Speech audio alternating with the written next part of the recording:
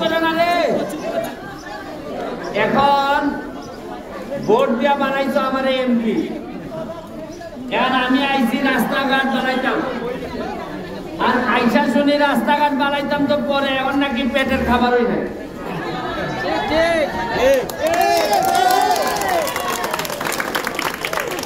এখন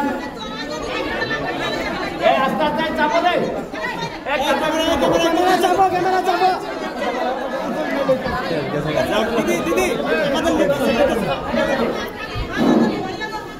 চাপো রে।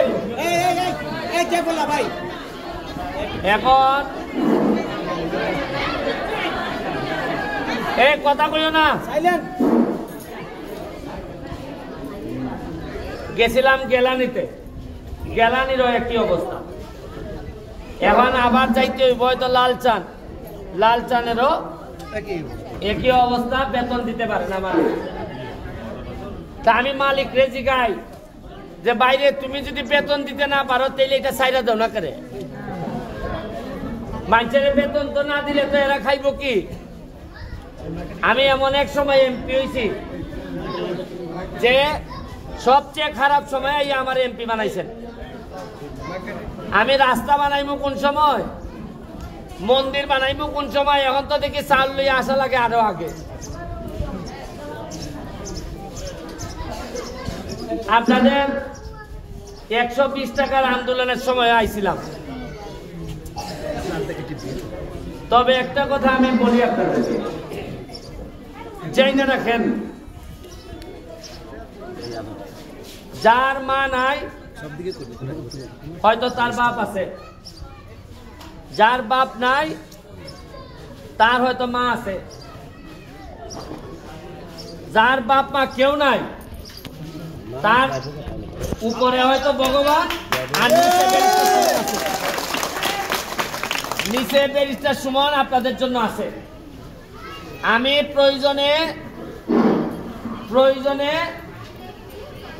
আমি এমপি গিরি সাইডে দিব, তাও আমার চা বাগানের একটা শ্রমিক আমি না খাইয়ে থাকতে দিব না। যায়নি এটা কি না যায় খালি। আচ্ছা, আমি যখন এমপি ছিলাম না তখনই খাবার লই আইছিলাম। এখন আজকে আমাদের নিজাম চৌধুরী আপনাদের মেম্বারেরা আমারে বললো যে চাউলের অভাব, এরা বেতন পায় না, চাউল লই আইছি। বেগম এই গেলানিরে কইছি চাল পাঠাও, হয়তো লাল চান যখন তৈব চাল পাঠানোর জন্য। এখন আশ্চর্য লাগে কি জানেন, আমি মনে হয় একমাত্র এমপি, আপনারা মাসে মাসে একবার করে দেখেন, আগের এমপি টেমপি দেখছেন কখনো? শুনছেন কি রকম দেখতে? খালি নেতারা কইছে আইব আজকে এমপি নাই, আর আমি পঞ্চায়েত মরছি। আমি এখন সব চা বাগানের মানুষের সাথে আমার প্রেম হয়েছে, কারণ এবার আপনারা আমাদের ভোট দিয়ে যে ইজ্জত দিচ্ছেন, যে আশীর্বাদ দিচ্ছেন, এরপরে আপনাদেরকে রাখতে আমি যাই কেমন। আমার কাছে মনে হয়েছে সারা জীবন নেতাগিরি করে কি করবো, এই যে 5 বছর আছি, এই 5 বছরে যদি আপনাদের হৃদয়ে জায়গা নিতে পারি, এইটাই আমার জীবনের বড় সফলতা।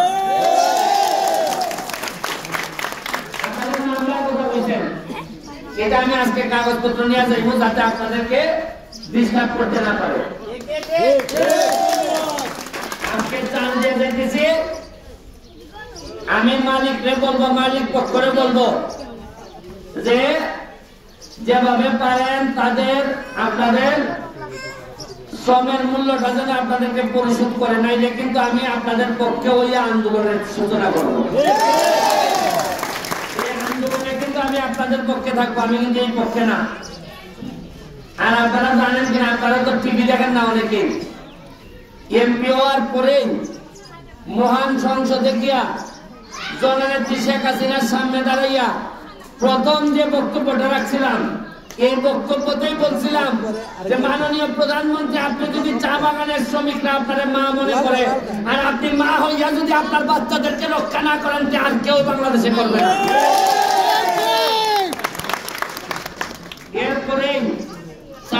কিছু বাড়া শুরু হয়েছে। আর মালিক যদি ভালো থাকে আপনারা শ্রমিকরাও ভালো থাকবেন। কারণ আপনারা কি জানেন যে 1 কেজি চা পাতা উৎপাদন করতে খরচ লাগে 200। কত লাগে? 200। আর 1 কেজি চা পাতা এরা বিক্রি করে কত জানেন? 100। তাহলে লস কত? 100। মানে বানাইতে লাগে 200 আর বিক্রি করে 100, তো কত লস হয়? 100। তাহলে এই লস হইলে এরা দিব কেমনে? ব্যবসায় যদি লস হয়, দোকানে যদি লস হয়, তো দোকানদারটা আবার দেবো। তা আমার কত হইলো এতদিন ধরে যে লস হইতেছে, এই চা বাগানের এমপি মন্ত্রীরা কইছিল, এরা একবার কইতে পারলো না শেখ হাসিনারে? কেউ কিছু পায় না। যাই হোক, আমি কথা বাড়াইতাম না। বাচ্চা কাচ্চার পড়াশোনাটা বন্ধ করা যাবে না। ব্রিজ বানানো 1.5 কোটি টাকার একটা ব্রিজ হইতেছে। কইছিলাম যে চানমারির ব্রিজ 2 মাসের ভিতরে কোন কইয়া গেছিলাম, মনে আছে নাকি জানেন? 2 মাসের ভিতরে কান ধরাইছি। শুধু চা বাগান গুলাতে আমি পর্যটনের ব্যবস্থা করতেছি। বিদেশ থেকে মানুষ আইবা, এই জায়গা ঘোরাঘুরি করবো, এখান থেকে তোমরা টাকা ইনকাম করবা। এখন আর বাগানের মালিকের উপর পুরা বিশ্বাস করা যাবে না। এরা এখন কি করে বোঝা বড় মুশকিল। তবে আপনারা যথার্থই যতদিন আপনারা ছেলে মনে করে আমার এমপি বানাই রাখছেন, মনে রাখেন আমি আপনাদের প্রকৃত একটা বাচ্চার মতো, আপনাদের পেটের বাচ্চা যেভাবে আপনাদের পাশে দুঃসময়ে থাকার কথা, আমি ব্যারিস্টার সুমন এমপি যতদিন আছি বা এরপরে নাও যদি থাকি, তাও চা বাগানে আমার মায়ের অধিকার নিয়ে আমি আপনাদের সাথে থাকি। আপনারা আমার জন্য আশীর্বাদ রাখবেন, আপনাদের জন্য আশীর্বাদ রইল। আর নির্বাচন আসছে, একটা উপজেলা নির্বাচন আসছে। আমি আপনাদের কাছে আশীর্বাদ চাইব এবং আপনাদের কাছে বলবো যে দোয়া করবেন, যাতে একটা সৎ লোক, যে মানুষের টাকা মারে না, যে মানুষের গম মারে না, যে মানুষের চাউল মারে না, যে চা বাগানের মানুষের 5,000 টাকা আসলে এই থেকে 2,000 টাকা বাইরে দেয় না, এইরকম একটা তরুণ একটা এইরকম কাজ করতে পারে, ঘামতে পারে, এইরকম একটা লোকরে ভগবানের ওয়াস্তে এইরকম একটা ভালো লোকরে ভোট দিয়ে আনতেইলে আগামীতে সংসার আমার এমপি বানাইলেন, আমি সৎ ধরেন। আর যদি আবার পরবর্তীতে চেয়ারম্যান, উপজেলা চেয়ারম্যান বানানো সৎ, তাহলে টাকা আপনাদের কাছে আইব?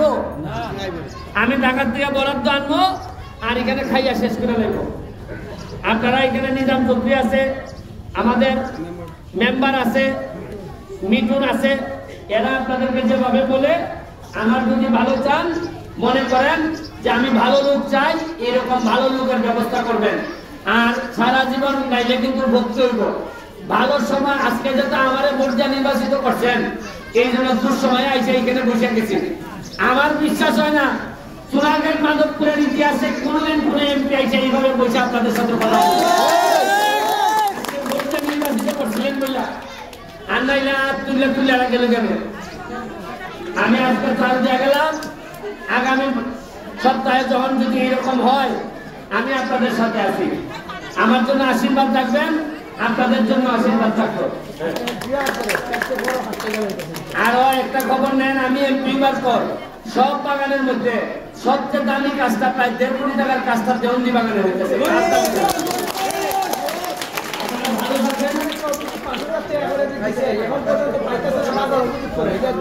5,000 টাকা করে কি এখনো পান নাই আপনারা?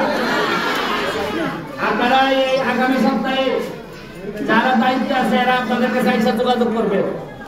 যোগাযোগ করে কইলা যাবে যে টাকাটা কই আছে। হ্যাঁ, তোমরা আবার বাইক করে কেউ খাই দিছে কিনা, খাইলে যদি খাই যায় তাহলে আমার কাছে সরাসরি বলবা। আর আমি কইয়া দিছি যে চা বাগানের মানুষের টাকা খাইলে এই মুখ দিয়ে হাত ঢুকাই আমি কলকাতার থেকে টাকা তুলে নিয়ে আইব। জন্য দোয়া করবেন, যাতে উনি বেঁচে থাকলে আমার একটা বিশ্বাস আপনাদেরকে একটা ভালো জায়গায় আমি নিয়ে যেতে পারবো।